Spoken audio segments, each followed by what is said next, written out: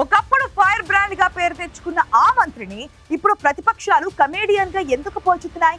2 దశాబ్దాలు ఎదురులేని రాజకీయాలు నడిపిన ఆ నేతపై ఇప్పుడు సందు దొరికితే వైరి వర్గాలు ఎందుకు దుమ్మెత్తి పోస్తున్నాయి? అధికారుల మీద పట్టు కోల్పోవడం, ముఖ్య అనుచరుల అత్యుత్సాహంతో జిల్లాలో ఆ లీడర్ పొలిటికల్ ఫ్యూచర్ ప్రశ్నార్థకంగా మారుతుంది. సొంత పార్టీ అగ్రజులు కూడా ఈ పరిణామాలను తమకు అనుకూలంగా మార్చుకొని ఆ సీనియర్ కింద కుంపటి రాజేస్తున్నారా? Let's watch.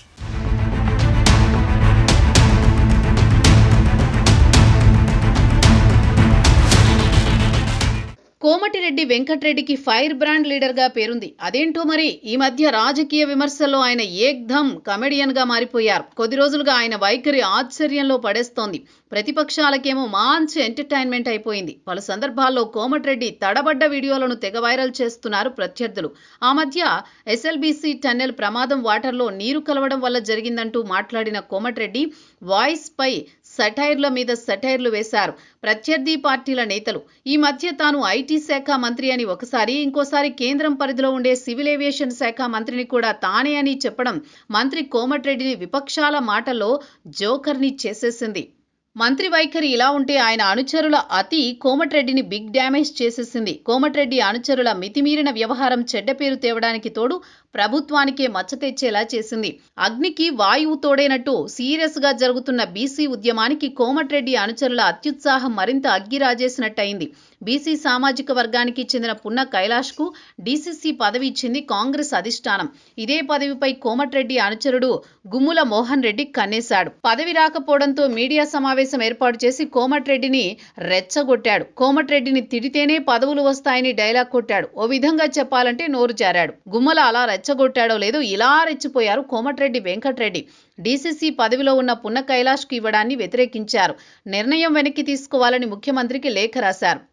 మంత్రి కోమటిరెడ్డి సొంత జిల్లాలో బీసీ నేత నియామకాన్ని వ్యతిరేకించడంతో రాష్ట్రంలో రచ్చ మొదలైంది. ఆయన రాసిన లేఖ ఫుల్ వైరల్ అయింది. ఆ లేఖ ఎఫెక్ట్ తో బీసీ సంఘాల నుంచి తీవ్ర వ్యతిరేకత వచ్చింది. బీసీ బిడ్డకు పదవి ఇస్తే ఓర్చుకోరా అంటూ మీడియా, సోషల్ మీడియాలో దుమ్మెత్తి పోశారు బీసీ సంఘాల నేతలు.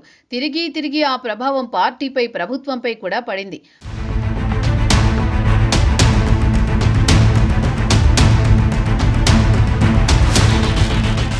అంతేకాదు బీఆర్ఎస్ ప్రభుత్వ హయాంలో మంత్రి కోమటిరెడ్డిని కైలాష్ తిట్టిన తిట్లు మళ్లీ వైరల్ అయ్యాయి.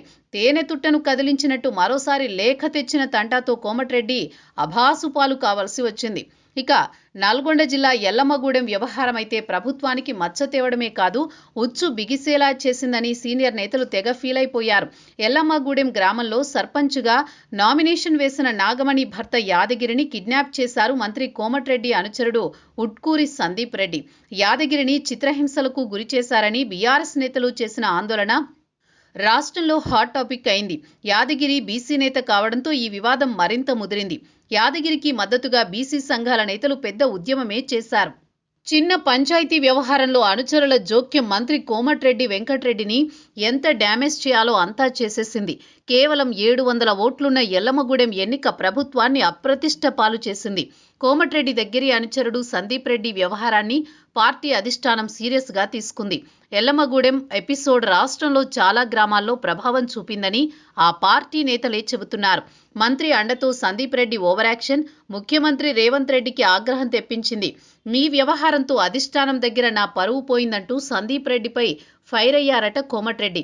ఇదిలా ఉండగా కోమటిరెడ్డి పిఏగా చెప్పుకునే మరో అనుచరుడి అతి జోక్యం వల్ల గెలిచే స్థానాల్లో ఓడిపోయామని మంత్రితో చెప్పుకుంటూ వాపోయిందట పార్టీ క్యాడర్.